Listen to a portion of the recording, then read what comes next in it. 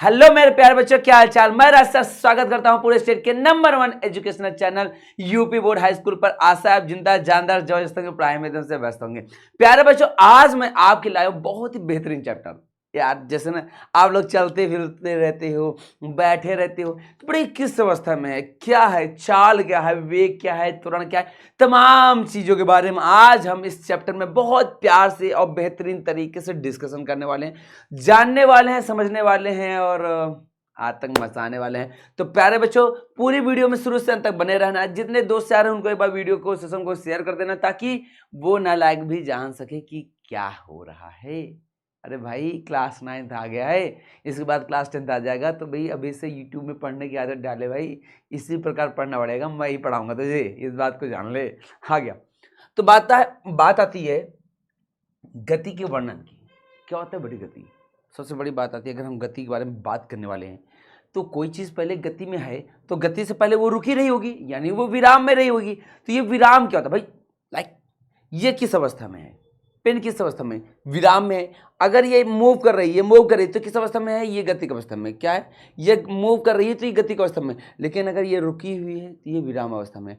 लेकिन अगर अगर कोई वस्तु गति में आई है तो कहीं ना कहीं वो कभी विराम अवस्था में रही होगी, कभी ना कभी वो रुकी रही होगी। जैसे तुम्हारी बाइक गति की अवस्था में है, लेकिन वो बाइक कभी कभी ना रुकी रही होगी ना, तो वो अवस्था क्या कहलाएगी? वो अवस्था बेटा विराम कहलाती है, रेस्ट कहलाती है। तो कह रहा है यदि किसी वस्तु की स्थिति अन्य वस्तुओं की अपेक्षा समय के साथ नहीं बदलती, मतलब कि लाइक इसकी जो अवस्था है मेरे सापेक्ष इसमें कोई बदलाव नहीं हो रहा है, ये इसी की तरह इसी रखी हुई है, तो किस अवस्था में बेटा? ये गति की अवस्था में है। या मेरे हाथ के सापेक्ष ये गति नहीं कर रही है तो क्या है? ये विराम अवस्था में है। लेकिन अगर ये मेरे हाथ के सापेक्ष क्या कर रही है बेटा? गति कर रही है। मेरा हाथ तो वहीं पर नहीं, लेकिन ये क्या कर रही है बेटा? आगे पीछे मूव कर रही है। तो ऐसी अवस्था को हम लोग क्या कहेंगे बेटा? गति की अवस्था। वही कह रहा है यदि किसी वस्तु की स्थिति अन्य वस्तु की अपेक्षा समय के साथ नहीं बदलती हो तो उस वस्तु को क्या कहते हैं बेटा? विराम कहते हैं। जैसे कमरे की दीवार, क्या कमरे की दीवार कभी चलती है, कभी बदलती है? कि आज यहां पर है, कल कहीं मैं जा रही हूं दूसरे के यहाँ, जहां पर है वहीं पर रहेगी ना। फिक्र है पेड़ इत्यादि सब अपने स्थान पर नहीं बदलते हैं। ये सब क्या बेटा? विराम अवस्था में होते हैं। अब बेटा यहां पर आप देख रहे हो ट्रेन, ट्रेन हमारी किस अवस्था में होगी? अभी तो यहाँ पे सब कुछ विराम में दिख रहा है, बट अगर ये चल रही होती तो बेटा ये किस अवस्था में थी? गति की अवस्था में। लेकिन ये पोल, क्या पोल कभी अपनी जगह से हटेगा? क्या पेड़ हटेंगे? क्या ये जो वायर है क्या ये अपनी जगह से हटेगी? क्या ये कहीं पर मूव करती? नहीं। तो ये सब किस अवस्था में बेटा? विराम अवस्था में। यहाँ पे जो पटरी बिछाई हुई है, यहाँ पे जो पटरी बिछाई हुई है, क्या ये गति की अवस्था में? नहीं बेटा, ये कभी भी अपनी जगह से मूव नहीं करते हैं, जहां पर हैं वहीं पर रहते हैं। तो ये सब अवस्था क्या कहलाती है बेटा? क्या कहलाती है बेटा? विराम अवस्था कहलाती है। क्या कहलाती है? और वहीं पर जो ये ट्रेन हो रही है वो क्या कर रही है? मूव कर रही है। क्या कर रहा है? यदि किसी वस्तु की स्थिति अन्य वस्तुओं की अपेक्षा समय के साथ बदलती हो, कह रहा है किसी वस्तु की स्थिति समय के साथ बदलती हो। लाइक अभी मैं यहां पे खड़ा हूं, अब मैं बोर्ड के सापेक्ष यहाँ पर खड़ा हूँ, फिर बोर्ड के सापेक्ष यहाँ पर आ गया, फिर यहाँ पर आ गया। मैं क्या कर रहा हूँ? इस बोर्ड के सापेक्ष समय के साथ मैं गति कर रहा हूँ। अभी 1 सेकंड पहले यहाँ था, अगले 1 सेकंड बाद मैं कहाँ हूँ? यहाँ पर हूँ, फिर 1 सेकंड बाद यहाँ पर हूँ। तो क्या हो बेटा? मैं समय के साथ इस स्मार्ट बोर्ड के सापेक्ष मेरी स्थिति बार बार बदल रही है। ये स्मार्ट बोर्ड तो मेरा एक रुका हुआ है, लेकिन इसके कंपेयर में अब मैं देखूं तो बार बार हर समय मेरी गति क्या है? बदल रही है। मैं अपनी जगह से मूव कर रहा हूं। अगर कोई वस्तु ऐसा कर रही है तो क्या कहलाएगी बेटा? गति में होगी। कह रहा यदि किसी वस्तु की स्थिति अन्य वस्तुओं की अपेक्षा समय के साथ बदलती हो तो उस वस्तु को क्या कहते हैं बेटा? गति कहा जाता है। क्या कहते हैं बेटा? गति। जैसे चलती हुई गाड़ी, टहलता हुआ व्यक्ति, दौड़ता हुआ बालक, ये सब क्या बेटा? गति में है। ये सब क्या बेटा? गति में होते, क्योंकि ये चलते रहते हैं। अब बात आती है गति के प्रकार की। गति कितने प्रकार की होती है बेटा? गति हमारे, मैं बता रहा हूँ, सब धीरे धीरे सब कुछ आपको पता चलेगा कितने प्रकार का। तो बट पहला आता है हमारा वृत्तीय गति। जब कोई वस्तु किसी वृत्ताकार मार्ग पर गति करती है, लाइक कोई ऐसे इस वृत्ताकार मार्ग में जब गति करती है तो इससे हम क्या कहते हैं बेटा, वृत्तीय गति कहते हैं। जैसे सूर्य की चारों ओर पृथ्वी की गति, भाई यहाँ पे बीच में सूरज होता है, सूरज की चारों तरफ गोल गोल गोल ऐसे हमें पृथ्वी नाचती है, तो सूरज की चारों तरफ जो पृथ्वी की गति वो कैसे कहलाता है बेटा, वृत्तीय गति। और वहीं पर एक सीधे रास्ता है, ये सीधी रास्ता है, इस सीधी रास्ते में अगर कोई व्यक्ति दौड़ रहा है, इस सीधे रास्ता में कोई अगर व्यक्ति दौड़ रहा है तो इसे हम क्या कहेंगे बेटा, सरल रेखीय गति कहेंगे। क्या कहेंगे बेटा, सरल रेखीय गति कहेंगे। जब कोई वस्तु एक रेखा में, एक रास्ते में, एक दिशा, सामने की दिशा में दौड़ता जाता है तो इसे हम सरल रेखीय गति कहते हैं। क्या कहते हैं बेटा, या फिर रेखीय गति कहते हैं। क्या कहते हैं बेटा, रेखीय गति कहते हैं। बात क्लियर रखना, ये गति कैसी कहलाएगी बेटा, ये हमारी सरल रेखीय या रेखीय गति कहलाएगी। दूसरा आता है बेटा दोलन गति। इसमें वस्तु एक निश्चित बिंदु के आगे पीछे या ऊपर नीचे चलती है। क्या बेटा, इसमें जो वस्तु होती है एक वस्तु की निश्चित बिंदु के आगे पीछे या ऊपर नीचे चला करती है। लाइक सपोज दैट, ये हमारा क्या है, इसमें एग्जांपल दिया जैसे झूले की गति। झूला क्या बेटा, किसी एक पॉइंट में फिक्स रहता है, उसमें ऐसे बंधा रहता है बेटा, ऐसे ऐसे ऐसे, ये मतलब यहाँ पे बंधा हुआ है और बेटा ये ऐसे ऐसे ऐसे ऐसे मूव करता रहता है, तो वही कह रहा है। या फिर दीवार की जो घड़ी में उसमें पेंडुलम लटका होता है, वो भी कैसे बेटा, ऐसे करके गति करता रहता है। तो बड़े ये जो गति क्या कहलाएगी बेटा, ऐसे ऐसे मूव करता रहता है, आगे पीछे आगे पीछे आगे पीछे, तो ऐसी गति क्या कहलाएगी बेटा, हमारी दोलन गति कहलाएगी। यानी झूला भी देखो, झूला क्या करता है बेटा, ऐसे ऐसे ना, कहाँ दिखाई दे रहा है, यहाँ पर। तो ये अगर ऐसे आगे पीछे कर रहा है तो ये गति क्या कहलाएगी बेटा, ये गति क्या कहलाएगी बेटा, हमारी दोलन गति कहलाएगा। या फिर आवर्त गति का बेटा, आवर्त गति जिसे हम पीरियोडिक मोशन कहते हैं। इसमें वस्तु अपनी गति को समय के निश्चित अंतराल पर दोहराती है। जैसे झूले की गति, भाई झूले गति एक समय के साथ बार बार वापस, एक समय ऐसा आता है जिसमें ये अपनी वापस स्थिति में आ जाती है, वो अपनी पुनः स्थिति वो प्राप्त कर लेती है। सपोज अभी यहाँ पर है, अब यहाँ पर पहुंच गई, यहाँ पर क्या है, एक अपनी स्थिति, एक समय के साथ अपनी स्थिति को ये बार बार दोहरा रही है। पहले कभी यहाँ पहुंचेगी, फिर यहाँ बार बार मूव कर रही ना, ये समय के साथ। अभी यहाँ पर है, एक सेकंड बाद यहाँ पर आ गई, फिर एक सेकंड बाद यहाँ पहुंच गई, एक सेकंड बाद यहाँ पहुंच गई, एक सेकंड यहाँ पर पहुंच गई। तो क्या हो रहा बेटा, इसमें जो वस्तुता है वो गति को समय के साथ निश्चित अंतरालों पर दोहराती है कि एक सेकंड बाद यहाँ पर होगी, अगले एक सेकंड में फिर से यहाँ पर पहुंच जाती है। क्या बेटा, अगले एक सेकंड फिर यहाँ पहुंच जाएगी, फिर एक सेकंड में यहाँ पर। तो ये क्या है, एक समय अंतराल के बाद, कुछ निश्चित समय अंतराल के बाद ये अपनी भैया जो पोजीशन है बार बार दोहराती है। जैसे सिलाई की मशीन देख पा रहे हो, ऐसे ही सुई करती है, ऐसे ही करती है। अब ऐसे करने पे क्या हो रहा है, हर समय बार एक बार मेरा पेन जाकर, मेरा यह उंगली जाकर के इस मेरे हाथ को टच कर रही है, बार बार ऊपर आ रही, आ जा रही, नीचे ऊपर नीचे ऊपर ऊपर नीचे, ऐसे ही सुई करती है। तो यह क्या कर रहा है, हर एक समय, एक फिक्स समय में बार बार अपनी स्थिति को दोहराती है, बार बार इस मेरे हाथ को टच कर रही है, अपनी स्थिति को दोहरा रही है कि मैं बार बार टच करूंगी। तो यही क्या कहलाएगा बेटा, हमारी आवर्त गति कहलाता है। क्या कहलाता है बेटा, आवर्त गति कहलाता है। बेटा यहाँ पे देख सकते हो, ये ऐसी गति हमारी क्या कहलाएगी, पीरियोडिक गति कहलाएगी। ये भी हमारी क्या है, ये इसने बांध दिया, बांधने के बाद इस पत्थर को चारों तरफ ऐसे गोल गोल गोल गोल अपने घुमा रहा है, तो इसमें क्या रहा है, वृत्तीय पथी पे गति हो रही है। कैसी बेटा, वृत्तीय पथ पे गति हो रही है, इसे हम लोग क्या सर्कुलर मोशन कहते हैं। सेम हमारा ये भी सर्कुलर मोशन कहलाता है, और साथ में इसे हम पीरियोडिक भी मोशन कहते हैं, क्योंकि मान लो अभी ये यहाँ पर है, लेकिन एक समय बाद ये घूमते घूमते फिर मान लो 1 घंटे बाद सेटेलाइट है कोई, 1 घंटे बाद, 10 घंटे बाद, 20 घंटे बाद, 24 घंटे बाद, कभी भी फिर से एक बार इसी पोजीशन पे आएगा ही आएगा। भाई अगर वृत्तीय गति में कोई वस्तु घूम रहा है तो कुछ समय बाद यहाँ पर जरूर से जरूर ये आएगा ही आएगा। तो इस वजह से हम इसको क्या कहते हैं बेटा, पीरियोडिक मोशन, आवर्त गति भी कहते हैं। वृत्तीय गति तो है ही है, एक वृत्त में गति कर रहा है, लेकिन एक निश्चित समय बाद फिर से इसी स्थिति में आता है, इस वजह से इसे हम क्या कहते हैं बेटा, आवर्त गति कहते हैं। सेम यहाँ पर इसको अगर हम खींच देंगे तो ये बार बार ऊपर नीचे ऊपर नीचे ऊपर नीचे करेगा, तो इसमें भी बार बार एक निश्चित समय बाद ये बार बार बंद हो रहा, खुल रहा, बंद हो रहा, मतलब अपनी स्थिति को बार बार दोहरा रहा है। इस वजह से ये कैसे कहलाएगा बेटा, आवर्त गति कहलाएगा। अब इसमें थोड़ा सा हम लोग आगे बढ़ने के साथ साथ कुछ चीजें को देख लेते हैं, स्केलर और वेक्टर। स्केलर को हम कहते हैं बेटा अदिश, क्या कहेंगे बेटा, अदिश, और वेक्टर को कहेंगे हम लोग सदिश। क्या कहेंगे बेटा? सदिश। अभी अदिश सदिश क्या बेटा?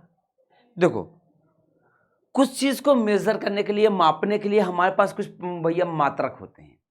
अब वही मात्रक के बारे में बात करेंगे, कौन सदिश होते हैं, कौन अदिश होते हैं। जैसे अदिश राशियों का जो भौतिक राशियों के रूप में परिभाषित किया जाता है, क्या कर रहा है? अदिश राशियों को भौतिक राशियों के रूप में परिभाषित किया जाता है जिसमें केवल परिमाण होता है। जैसे दूरी 10 किलोमीटर, गति इतने की गति, द्रव्यमान 10, घनत्व इतना। तो बेटा इसमें क्या होता है बेटा? इन सभी में कभी भी दिशा नहीं होती है। समय, क्या इसमें दिशा है? नहीं है। तो सदिश राशि वे राशि होती है जिसमें केवल परिमाण होता है। ये सब हमारी क्या बेटा? भौतिक राशियां हैं। तो कह रहा है वे राशियां जिसमें केवल परिमाण होता है, वे राशियां जिसमें केवल परिमाण होता है, हमारा क्या कहलाएगा बेटा? अदिश राशि। जैसे 10 किलोमीटर की दूरी, क्या 10 किलोमीटर की दूरी तुम्हें पता है कि किधर गया है? 10 किलोमीटर दूरी बार बार गोल गोल घूम के कर लिया, बस 10 किलोमीटर की दूरी ऐसे में तय किया है, 10 किलोमीटर की दूरी ऐसे घूम के किया है, तो इसमें दिशा कहाँ पता चल रही है? इस वजह से जो दूरी होगी बेटा हमारी क्या कहलाएगी? अदिश राशि। 10 किलोमीटर की गति है उसकी, 20 किलोमीटर की गति है, 20 किलोमीटर पर आवर की गति है, तो बेटा गति में भी हमारी क्या है? दिशा नहीं होती। यानी सदिश राशि में क्या होता है बेटा? दिशा और परिमाण दोनों होता है। यानी डायरेक्शन और परिमाण जैसे 10 किलोमीटर, तो 10 किलोमीटर जो है बेटा ये परिमाण है, और इसी में अगर डायरेक्शन आ गया कि 10 किलोमीटर गया है लेकिन 10 किलोमीटर ऐसे गया है इस दिशा में, तो बेटा यहाँ पे हमें दिशा भी पता चल जाएगी। 10 किलोमीटर तो गया ही है लेकिन इधर गया है, इस साइड गया है, तो इससे हम क्या कहेंगे बेटा? सदिश राशि कहेंगे। अब देखो, जैसे विस्थापन होता है कि वस्तु इस दिशा में 10 किलोमीटर गया है, तो यहाँ से यहाँ तक ने वस्तु क्या हुई? विस्थापित हुई है। हमारा दिशा भी पता चल रहा है, हमारा परिमाण भी पता चल रहा है कि 10 किलोमीटर हमारा क्या बेटा? परिमाण है, और इधर की दिशा है। इस वजह से हमारी सदिश राशि कहलाएगी। विस्थापन, वेग, त्वरण, बल, ये सब क्या बेटा हमारी? ये हमारी सबके सब क्या बेटा? सदिश राशि होती हैं। तो सदिश राशि में बोले तो वे राशियां, वे भौतिक राशियां जिसमें परिमाण और दिशा दोनों हो, मतलब परिमाण भी हो साथ में दिशा। अब बल कैसे होता है बेटा? बल में कैसे? देखो, बल में कैसे डायरेक्शन है? बल में इस वजह से डायरेक्शन है कि जैसे ये वस्तु है, इसमें मैं बल लगा रहा हूं, मैं जिस ओर बल लगा रहा हूं वस्तु उस ओर मूव कर रही है। यहाँ पे वस्तु रखी है, इसमें मैं बल लगा रहा हूं, मैं जिस डायरेक्शन में बल लगा रहा हूं उधर वस्तु मूव कर रही है। मैं 2 न्यूटन, 1 न्यूटन, ये जितना भी मैं बल लगा रहा हूं, और साथ में जिधर बल लगा रहा हूं उधर वस्तु मूव कर रही है, तो इसमें हमारा दिशा भी दिया है। अब जैसे फिलहाल ये बोर्ड है, अब मैं इसको पुश करूं, इसको दबाऊं, दबाने पर क्या हुआ कि मैं इतना बाहुबली हो गया, तो मैं इसे ऐसे कर दिया, इधर चला गया, आगे की ओर बढ़ गया, टूट गया। या फिर कोई और सामान था, ये सपोज दैट मेरा मोबाइल है, मैंने लिया, मैंने इसको ठेल दिया, ये मोबाइल रखा था, मैंने इसको ठेल दिया, मैंने इधर से बल लगाया, वस्तु उधर की ओर मूव कर गई। तो वस्तु क्या है बेटा? जब कहीं पर हम बल लगाते हैं तो बल हमारी सदिश राशि होती है, क्योंकि इसमें दिशा भी होता है और परिमाण भी होता है। क्या बेटा? दिशा भी होता है और परिमाण भी होता है। बात क्लियर रखना, ठीक है? अब आगे आओ।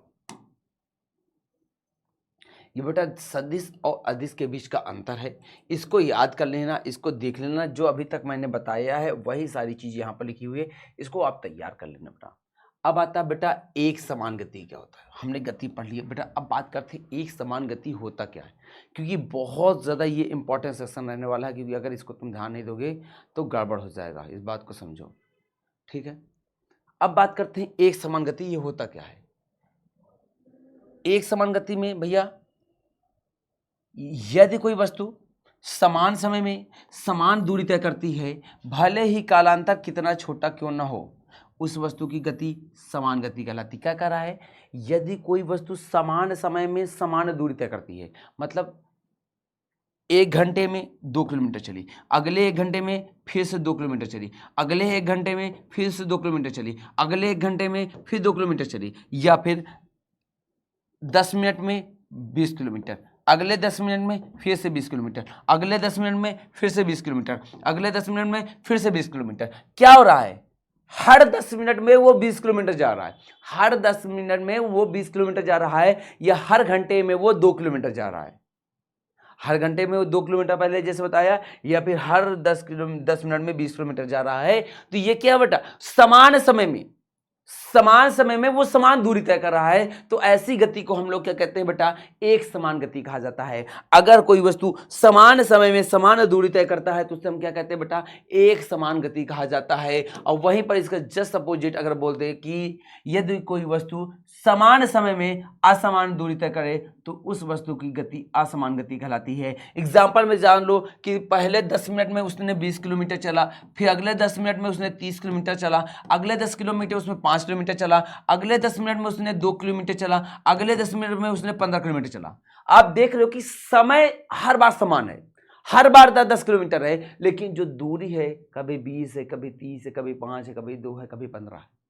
यानी उसकी दूरी बार बार अलग हो रही है, समय तो समान है लेकिन दूरी अलग है। तो ऐसी गति क्या कहलाएगी बेटा, असमान गति कहलाएगी। क्या कहलाएगी बेटा, असमान गति कहलाएगी। इसका एक एग्जांपल लिखा है जो मैंने ऑलरेडी आपको बता दिया बेटा। ये यहां पर जब हमारी वस्तु समान समय में दूरी तय करेगी तो हमारी जो ग्राफ प्राप्त होगा वो ये प्राप्त होगा। यहां पर ये एक समान गति को ग्राफ शो करता है, जबकि असमान गति को ग्राफ दिखाता है। क्या बेटा, ये समान समय को ग्राफ दिखाता है, ये असमान गति का ग्राफ दिखाता है। क्योंकि बेटा यहाँ पे जब समान समय में जब समान दूरी हम तय करेंगे तो एक बढ़िया एक लाइन, सीधी लाइन में कोई गति होगी, और यहाँ पर बेटा एक कर्व में होगी। इस बात का ध्यान देना।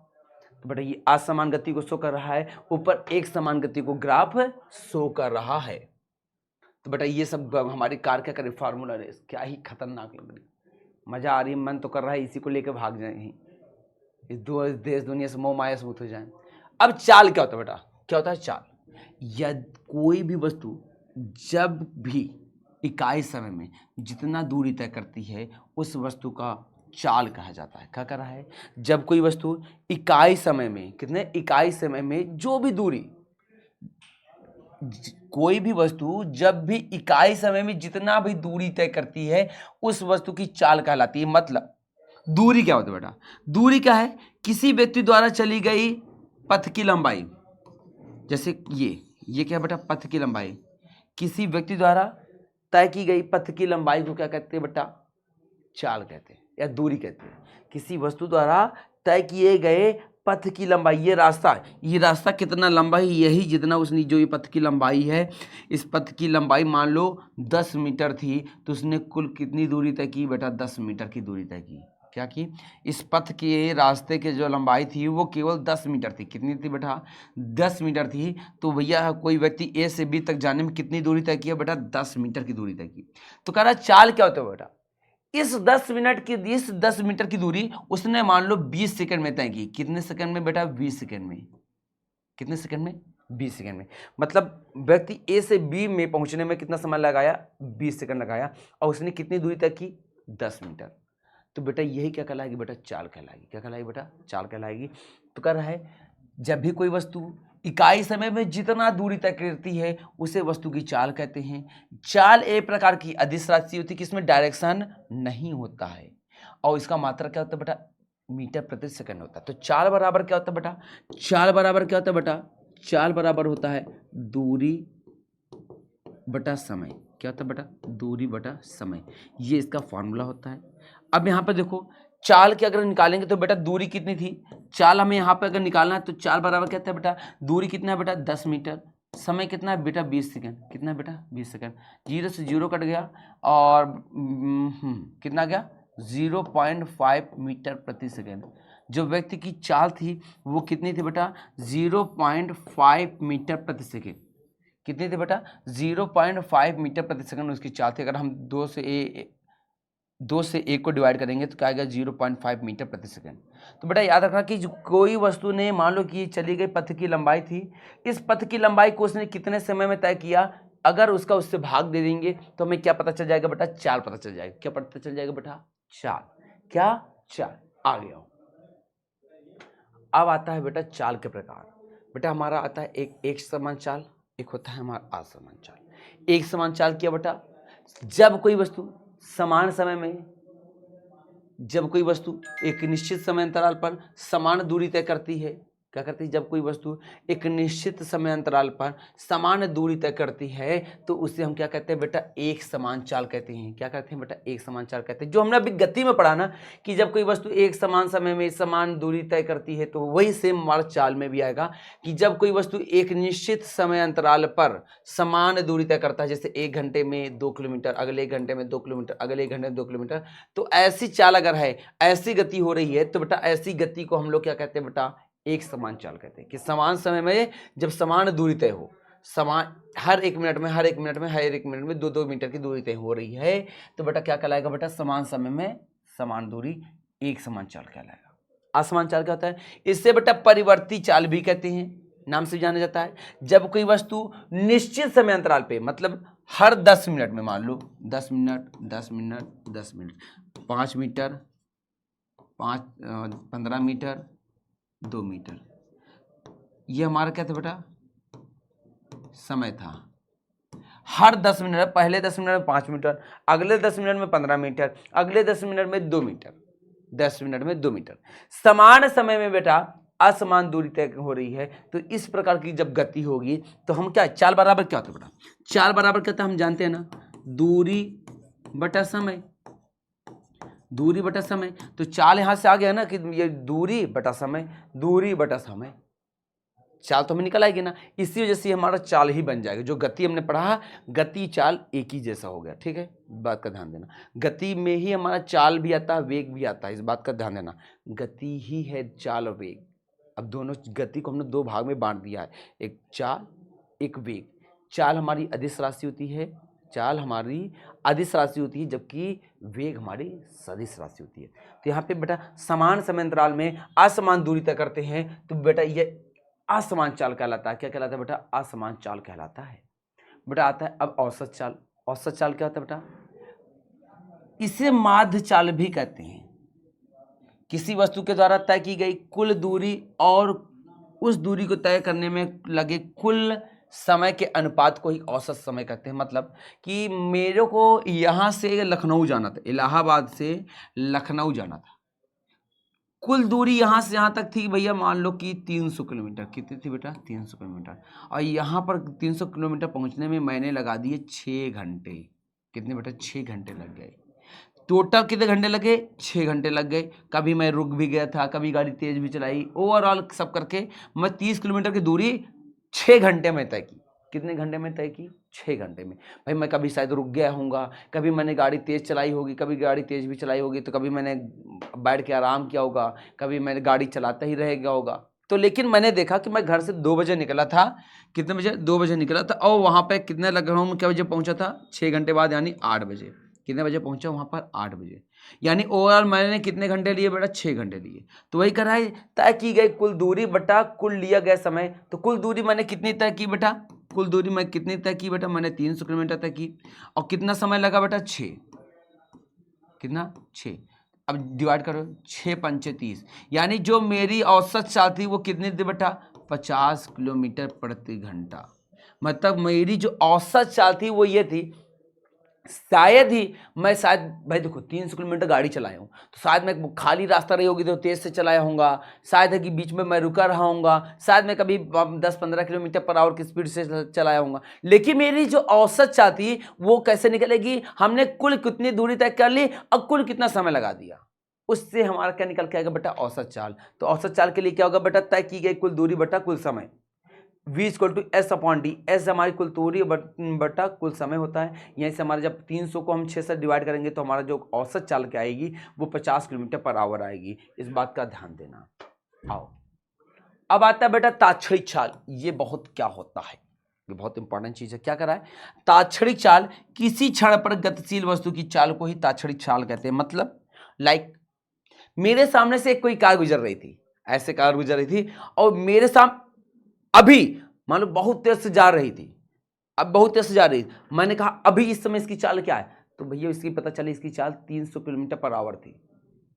कार जा रही थी, बुगाती थी, बुगाती जो भी होते, फरारी मान लो, ये कार जा रही थी, इसकी इस कार, मैंने कहा कि इस समय इस क्षण पे इसकी चाल क्या है, तो इसने बताया कि मेरी जो चाल है वो 350 किलोमीटर पर आवर है।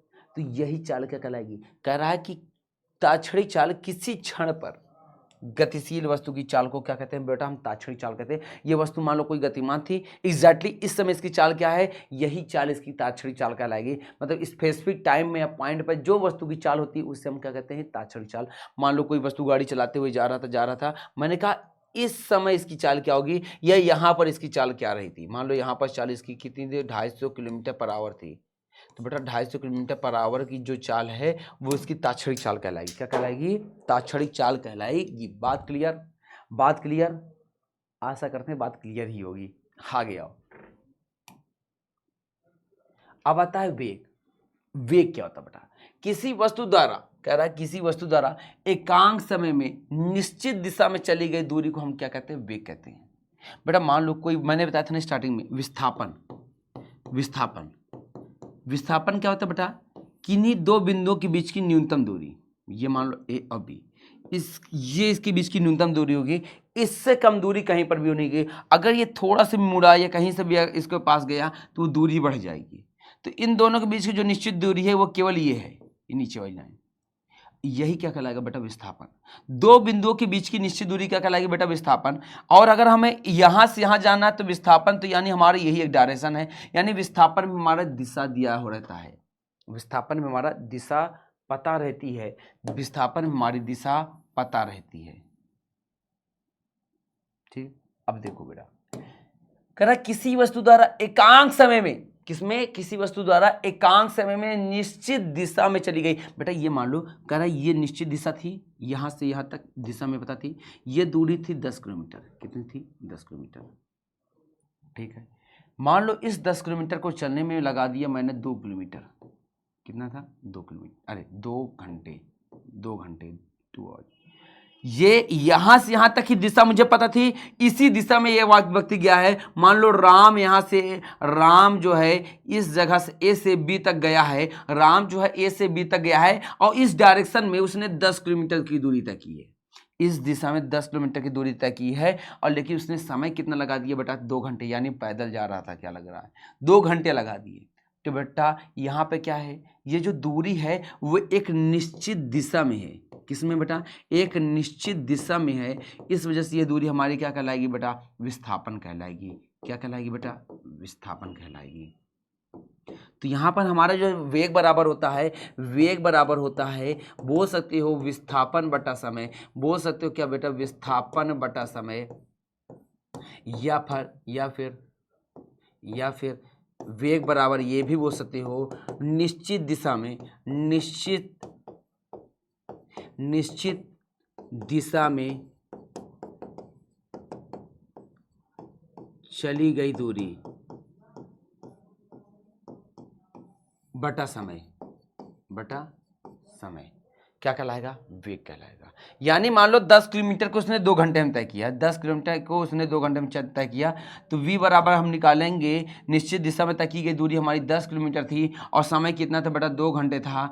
कितना था, 2 घंटे था। तो इनका जो वेग होगा वो क्या होगा भैया, 2 से काट देंगे तो 5 आएगा, यानी 5 किलोमीटर पर आवर।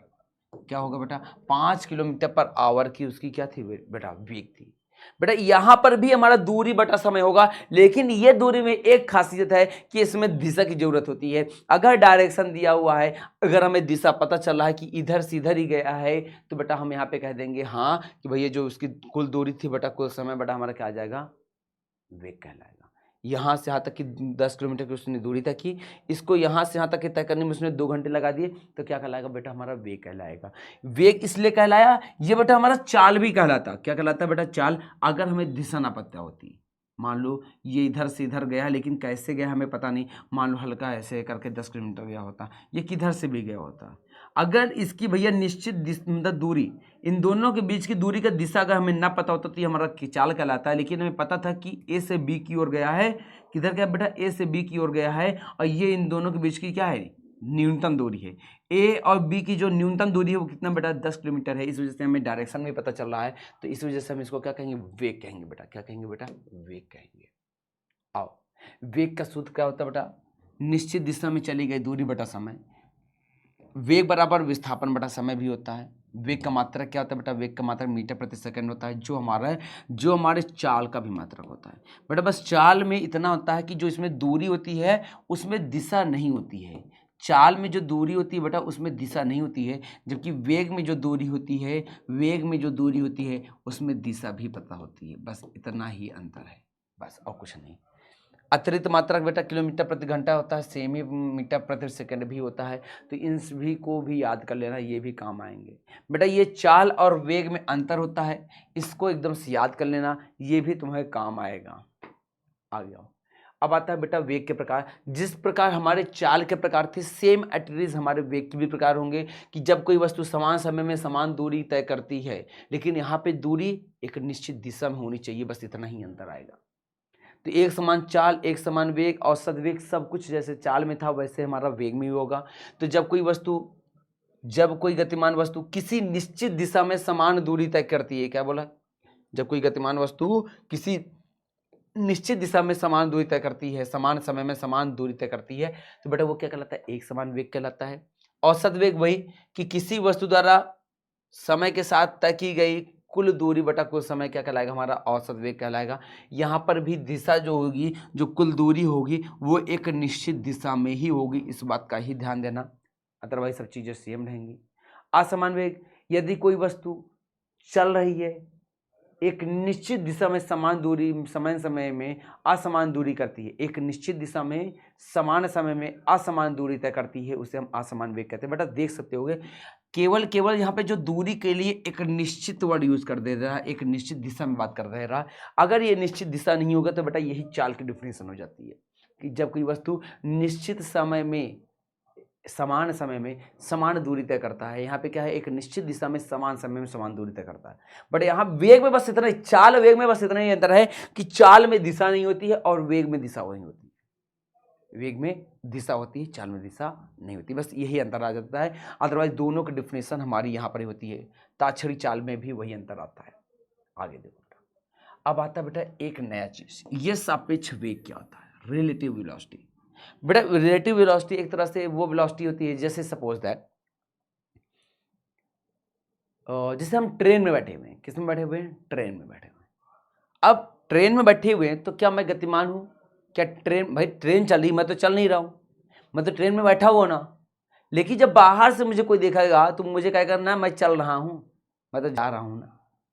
लेकिन मैं क्या हूँ एग्जैक्टली? मैं ट्रेन में बैठ के सो भी रहा हूँ, मुझे नींद आ गई, लेकिन जो बाहर देखेगा ना वो आदमी क्या कर रहा है कि मैं गतिमान हूँ। इसी को बेटा क्या कहते हैं? बेटा सापेक्ष वेग कहते हैं। क्या कहते हैं बेटा? सापेक्ष वेग कहते हैं। कह रहा है जब दो गतिशील वस्तुओं में किसी एक के सापेक्ष दूसरी वस्तु का वेग ज्ञात किया जाता है। एक के सापेक्ष दूसरे का वेग, मतलब एक आदमी ट्रेन में चल रहा था और यहाँ पर एक आदमी बाहर खड़े होकर देख रहा था, तो इस आदमी के सापेक्ष इसका वेग कितना है, यही ज्ञात करने का ही क्या कहलाता है बेटा? सापेक्ष वेग कहलाता है। ये आदमी तो खड़ा है, इसके सापेक्ष जो ट्रेन जा रही है इसका वेग कितना है, इसी को ज्ञात करना ही क्या कहलाता है बेटा? सापेक्ष वेग या आपेक्षिक वेग कहलाता है। जब दो गतिशील वस्तुओं में से एक के सापेक्ष दूसरे, मतलब कि मान लो ये भी गतिशील था, ये भी गतिशील है, ये भी चल रहा है थोड़ा थोड़ा, ये भी चल रहा है। मान लो एक कार जा रही है, एक बाइक जा रही है, एक कार जा रही है, एक बाइक जा रही है। तो कार और बाइक में भैया इन दोनों की एक दूसरे के सापेक्ष किसकी गति ज़्यादा है, किसकी गति कम है, इसको ही ज्ञात करना हमारा क्या आपेक्षिक वेग या सापेक्ष वेग कहलाता है। अतः सापेक्ष वेग एक वस्तु की दूसरी वस्तु के सापेक्ष परिवर्तन की दर बताता है। या अगर ये गतिशील नहीं है तो भी बताएगा कि हाँ कितना है। मान लो कोई दो वस्तु है जिसका एक वेग v1 और v2 है, वेगों से एक ही दिशा में चल रहे हैं, मतलब कार भी इधर जा रही है और बाइक भी इधर जा रही है, कार भी इधर ही जा रही है और बाइक भी इधर ही जा रही है, कार भी इधर जा रही है, बाइक भी इधर जा रही है। तो बेटा क्या होगा कि दोनों की वेग में भैया घटाव हो जाएगा। एक पहले वाले वेग से दूसरे वाले वेग को हम माइनस कर देंगे, तुम्हें पता चल जाएगा कि उनके बीच के सापेक्ष वेग क्या है। मान लो कार जो चल रही थी वो 400 किलोमीटर पर आवर थी। कितने थी? 400 किलोमीटर पर आवर थी। और बाइक के और कार के मान लो कि 600 किलोमीटर पर आवर थी। इतनी चलती नहीं बट चला देते कहा जाता है। तो बेटा अगर इनका सापेक्ष वेग क्या होगा तो हम क्या करेंगे? सापेक्ष वेग निकालने के लिए 600 में से 400 माइनस कर देंगे, यानी इनके बीच का जो सापेक्ष वेग है वो 200 किलोमीटर पर आवर है। कितना बेटा? 200 किलोमीटर पर आवर। ये 600 में चल रहा था बेटा, ये 400 में चल रहा था। अगर सापेक्ष वेग निकालना है तो हम क्या करेंगे बेटा, v1 में से v2 माइनस कर देंगे तो क्या निकल आ जाएगा, सापेक्ष वेग। लेकिन क्या हो अगर ये एक दूसरे के विपरीत होते, एक दूसरे के विपरीत होते, मतलब एक v1 इधर जा रहा है, v2 इधर आ रहा है, यानी हमारा मान लो बाइक, कार इधर से आ रही है और बाइक इधर से आ रही है। बाइक, कार हमारी 400 है, बाइक हमारी 200 है। अब इनके बीच का सापेक्ष वेग निकालेंगे तो क्या करेंगे कि 400 प्लस 200 यानी हमारा 600। कितना क्या करें, इनके बीच का जो सापेक्ष वेग होगा कितना बेटा, 600 होगा। क्योंकि अगर एक विपरीत दिशा में आ रहे हैं, ये इधर से ये दोनों एक दूसरे के विपरीत हैं, अगर विपरीत दिशा में चल रहे हैं तो बेटा जो सापेक्ष वेग होगा v1 प्लस v2 होगा, यानी दोनों का वेग क्या हो जाएगा बेटा, जुड़ जाएगा। यहाँ पे क्या हुआ, दोनों का वेग जुड़ करके 600 किलोमीटर। यही कारण होता है कि अगर जब कार, बाइक या किसी गाड़ी की टक्कर होती है तो इन दोनों का वेग क्या होता है बेटा, जुड़ जाता है। मान लो बाइक 60 किलोमीटर की स्पीड चल रही थी और इधर कार आई 200 में, 200 की तेज से कार आई, दोनों जब टक्कराएंगे, जो टक्कर होगी वो कितने किलोमीटर पर आवर की होगी पता है, 260 की। क्योंकि इन दोनों का वेग क्या हो जाएगा बेटा, जब टक्कर होगी तो दोनों का वेग जुड़ जाता है, इस बात का ध्यान देना। अब आता है बेटा त्वरण। क्या आता है बेटा, त्वरण। त्वरण किसे कहते हैं, कह रहा किसी वस्तु को त्वरित तब कहा जाता है जब उसके वेग में कोई परिवर्तन होता है। किसी वस्तु के वेग में परिवर्तन, गति में वृद्धि या कमी, गति की दिशा में परिवर्तन हो सकता है। भाई त्वरण किसे कहते हैं, मान लो देखो इसको इंग्लिश में एक्सेलरेशन कहते हैं। जैसे हमारे गाड़ी में एक्सेलरेटर होता है ना, ऐसे गाड़ी को एक्सेलरेट कर दिए, गाड़ी बढ़ गई। क्या हुआ, गाड़ी को एक्सेलरेट कर दिए, गाड़ी बढ़ गई। यही हमारा क्या कहलाएगा बेटा, औसत वेग कहलाएगा। क्या कहलाएगा बेटा, औसत वेग, अरे सॉरी त्वरण। यानी गति की, जो कोई वस्तु का वेग को बढ़ा देना, वेग को घटा देना ही क्या कहलाता है बेटा, त्वरण कहलाता है। जैसे गाड़ी मैं 120 में चला रहा था, मेरा मूड खराब, मैंने गाड़ी तेज कर दिया, मैं गाड़ी चला रहा था, मैंने गाड़ी तेज कर दिया, तो ये क्या कहलाएगा बेटा, हमारा क्या कहलाएगा बेटा, हमारा त्वरण कहलाएगा। या फिर मैं गाड़ी चला रहा था 120 में, मैंने 100 कर दिया या 60 कर दिया, तो ये भी क्या कहलाएगा, हमारा त्वरण कहलाएगा। लेकिन ये निगेटिव त्वरण होता है जिससे हम मंदन कहते हैं। क्या कहते हैं बेटा, यानी किसी वस्तु के, जो भैया गाड़ी चल रही है, उसके वेग को बढ़ा देना या घटा देना क्या कहलाएगा बेटा, हमारा त्वरण कहलाता है। बेटा त्वरण भी हमारा जैसे 3 से 4 प्रकार का होता है। पहले एक समान और असमान त्वरण। एक समान त्वरण वही समान समय में समान वृद्धि हो, समान समय में समान वृद्धि हो, समान त्वरण कहलाएगा। समान समय में असमान वृद्धि हो गति में तो क्या कहलाएगा। मान लो मैं गाड़ी चला रहा था, 120 किलोमीटर पर आवर की स्पीड से गाड़ी चल रही थी, अब अगले एक घंटे में मैंने 140 कर दिया, अगले घंटे में 160 कर दिया, अगले घंटे में 180 कर दिया, तो मैं हर घंटे में कितना बढ़ा रहा हूं बेटा, हर घंटे में कितना वेग बढ़ा रहा हूं, 20 20 20। यही क्या कहलाएगा, हमारा एक समान त्वरण कहलाएगा। जबकि मैं क्या करूं, हर घंटे में अलग, कभी 5 बढ़ाऊं, कभी 20 बढ़ाऊं, कभी 10 बढ़ाऊं, कभी 20 बढ़ाऊं, मतलब कि वेग जो बढ़ा रहा हूं वो अलग अलग बढ़ाऊं। वस्तु का जो वेग, जब मेरी बाइक चल रही थी, कभी मैं बहुत तेज कर दे रहा हूं, कभी धीमा कर दे रहा हूं, कभी बहुत तेज, कभी बहुत धीमा, तो ये क्या हो रहा है बेटा, इसमें जो वेग में जो परिवर्तन आ रहा है वो क्या है बेटा, असमान है। तो ऐसा त्वरण क्या कहलाएगा बेटा, हमारा असमान त्वरण कहलाता है। औसत त्वरण क्या है कि ओवरऑल मैंने कितना वेग परिवर्तन किया, ओवरऑल मैंने कुल कितना परिवर्तन किया और बेटा कुल कितने समय में किया। जितना मैंने परिवर्तन किया, मान लो मैंने 40 किलोमीटर का परिवर्तन किया और कितने में किया, 2 घंटे में किया, तो बेटा इनका जो त्वरण निकल के आएगा वो हम अपना बता देंगे आराम से। त्वरण का सूत्र होता है कि पहले वेग कितना था, अब कितना वेग है, और पहले कितना समय था, अब कितना समय है। इस फॉर्मूला का इस्तेमाल करके हम लोग क्या है, त्वरण निकाल देंगे बेटा। ये हमारा त्वरण का सूत्र होता है कि v1 minus v2 upon t1 minus t2। इस बात का ध्यान देना। तात्कालिक त्वरण क्या होता है बेटा, कि मतलब जस्ट एग्जैक्टली अभी मैंने कोई गति गाड़ी चल रही थी और मैंने एग्जैक्टली अभी कितना परिवर्तन कर दिया। लाइक माने 130 किलोमीटर की गाड़ी में चला रहा था और मैंने 130 से 150 कर दिया, तो मैंने जस्ट एग्जैक्टली अभी कितना बढ़ाया, 20 बढ़ाया ना। यही क्या कहलाएगा, हमारा तात्कालिक या तात्क्षणिक त्वरण कहलाएगा। क्या कहलाएगा बेटा, तात्कालिक या तात्क्षणिक त्वरण कहलाएगा। अब आता है बेटा गति का ग्राफी प्रदर्शन। क्या बेटा, गति का ग्राफी प्रदर्शन, यानी अब हम गति को ग्राफ के माध्यम से दिखाने वाले हैं और समझने वाले हैं। तो गति को ग्राफ के द्वारा भी दिखाया जा सकता है। किसी वस्तु को गति दर्शाने के लिए एक रेखीय ग्राफ की आवश्यकता होती है। इस स्थिति में ग्राफ किसी एक भौतिक राशि को निर्भर कर निर्भरता को दर्शाता है, जैसे दूरी या वेग किसी न किसी एक में डिपेंड होता है। अब हमारा जो पहला ग्राफ है वो है दूरी समय ग्राफ। क्या बेटा? दूरी समय ग्राफ। अब दूरी समय ग्राफ को देख लो। ये बेटा अभी तक हम जो देख रहे थे ये क्या बेटा हमारा, ये हमारा है दूरी समय ग्राफ। इसको अच्छे से आप देख सकते हो बेटा। अब यहाँ पे देख पा रहे हो कि 10 में यहाँ तक गया, 20 में हमारा यहाँ गया, ये वाला यहाँ गया। ये बेटा क्या है कि हमारा ये जो ग्राफ एक सरल रेखी है। क्या बेटा? एक सरल रेखी ग्राफ है।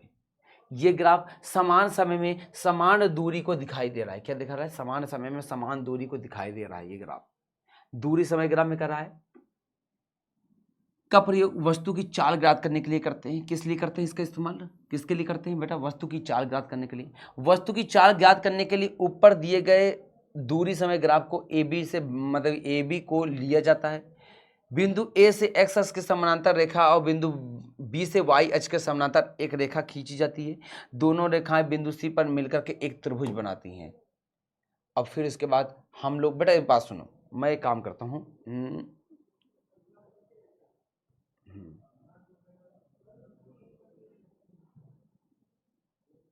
सुनो, मुद्दा क्या होता है? टेंशन लेट कर देते हैं। अब ध्यान दो। मान लो हमें क्या हुआ कि यहां से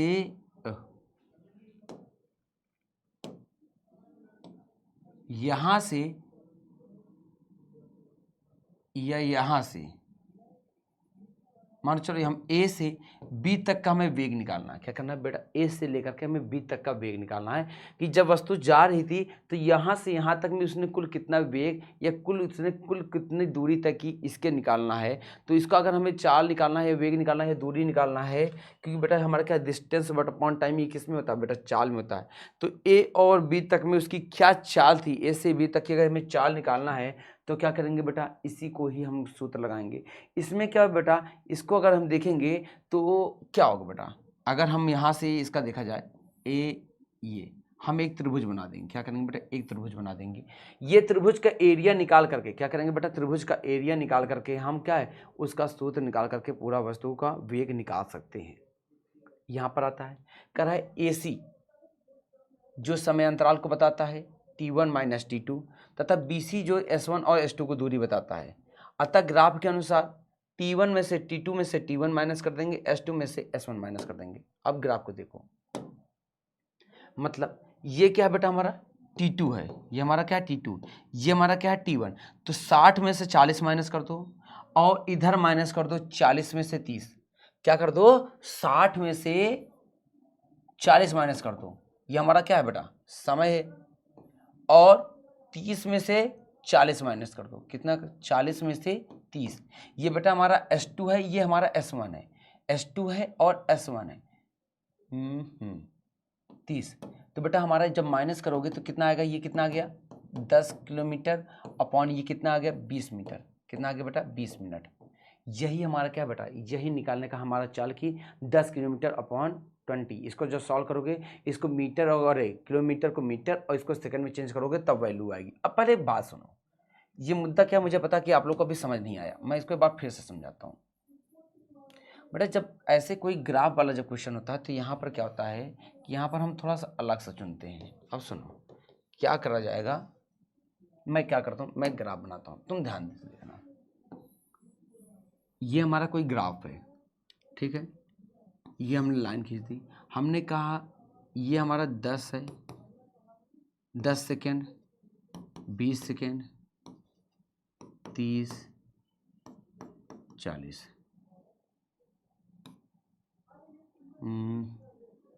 100 kilometre, 100 metre, 200 metre, 300 metre, 400 metre. ये सारी दूरी है, वो भी मीटर में है। दूरी है लेकिन मीटर में है। समय है, समय, ये समय किस में है बेटा? सेकंड में है। कह रहा कि मैंने कहा कि भैया आप जो है यहाँ से लेकर के यहाँ तक की दूरी निकालो। क्या करो बेटा, यहाँ से यहाँ तक की, ये बेटा ए है, ये हमारी बी है, ए से बी तक की तुम्हें दूरी निकालनी है। अब हमने क्या किया, एक इसकी लाइन यहाँ पे खींची, यहाँ पर हमने इसको मिला दिया। अब एक लाइन हमारी मान लो यहाँ पे खींचा और फिर इसको ऐसे मिला दिया। ठीक है, मिला दिया। अब ध्यान दो बेटा, यहाँ पर जो ये टाइम है ये वाला T2 कहलाएगा। क्या कहलाएगा, T2। ये क्या कहलाएगा हमारा T1। ये यहाँ पर जो समय है वो दूरी है वो S2 कहलाएगी। ये बेटा हमारा क्या कहलाएगा, S1 कहलाएगा। अब अगर हमें एरिया निकालना है बेटा, हमें क्या निकालना है, चाल निकालनी है। तो हमारा ये एरिया, टोटल ये एरिया कवर होता है। हमें क्या निकालना बेटा, ए से बी तक की चाल निकालनी। क्या निकालना, ए से बी तक की चाल निकालनी है। तो ए से बी तक की चाल निकालने के लिए ए से बी की चाल, ए से बी की चाल अगर हमें निकालनी है तो क्या करेंगे, S2 minus S1, S2 minus S1 upon T2 minus T1 कर देंगे। क्या कर देंगे बेटा, T2 माइनस T1 कर देंगे। S2 कितना बेटा, 400, लगभग 450 मान लो, 450 मान लो, क्योंकि यहाँ से इसके ऊपर चला गया है, यानी 450 माइनस S1 कितना बेटा हमारा 200 है। कितना बेटा, 200 है। अपॉन में T2 कितना बेटा, 30, कितना है 30, और हमारा ये कितना बेटा T1 कितना बेटा 15 है। तो इसमें सब माइनस करेंगे, कितना आ जाएगा बेटा, लगभग 250 आ जाएगा। कितना आ गया बेटा, 250 आ गया। नीचे हम माइनस करेंगे तो कितना आ जाएगा बेटा, 15, कितना आ जाएगा 15 सेकेंड। ये हमारा मीटर में है, ये हमारा सेकेंड में है। जब हम क्या इसको काटेंगे तो कितना आ जाएगा, 5 × 15, 25, कितना आ गया 50/3 मीटर प्रति सेकेंड। इसको डिवाइड कर दोगे तो वैल्यू आ जाएगी, यानी जो हमारी चाल थी ए से बी तक की वो यही थी 50 मीटर। इसको डिवाइड कर देते हैं, कितना आएगा, 3 × 3 और 6 × 18 और 20 ये 16.6 मीटर प्रति सेकेंड। कितनी थी बेटा, 16.6 मीटर प्रति सेकेंड इसकी चाल थी। कितनी, 16 मीटर, मतलब ए से बी तक में जो इसकी चाल थी, ए से बी तक अगर कोई वस्तु जाएगी तो कितनी होगी इसकी चाल बेटा, 16 मीटर प्रति सेकेंड। अब अगर कभी भी तुम्हें इस तरह के ग्राफ में कह दे बेटा यहाँ से यहाँ तक की दूरी निकालना है तो तुम्हें कुछ और करने की जरूरत नहीं है। सिंपल में क्या करना बेटा कि यहाँ पर देख लेना कि यहाँ पे कौन सी समय था और यहाँ पे कौन सा समय था, यहाँ पे कौन सी दूरी थी, यहाँ पे कौन सी दूरी थी। क्योंकि बेटा इधर हम देखेंगे तो हमारी दूरी दिखाएगा, इधर देखेंगे दूरी दिखाएगा, ऐसे देखेंगे तो समय दिखाई देगा, ऐसे दिखाई समय देगा। तो ये वाला हमारे समय में से, इसमें से इसको समय माइनस कर देगा, दूरी में इससे से इसको माइनस कर देगा, तुम्हें पता चल जाएगा एक्चुअल में कितना होगा। बात एकदम से क्लियर रखना। अब आगे देखो बेटा, अब आगे देखो बेटा कि अब हम लोग थोड़ा सा आगे जाने वाले हैं और अच्छे से देखने वाले हैं कि कैसे क्या चीजें होती हैं।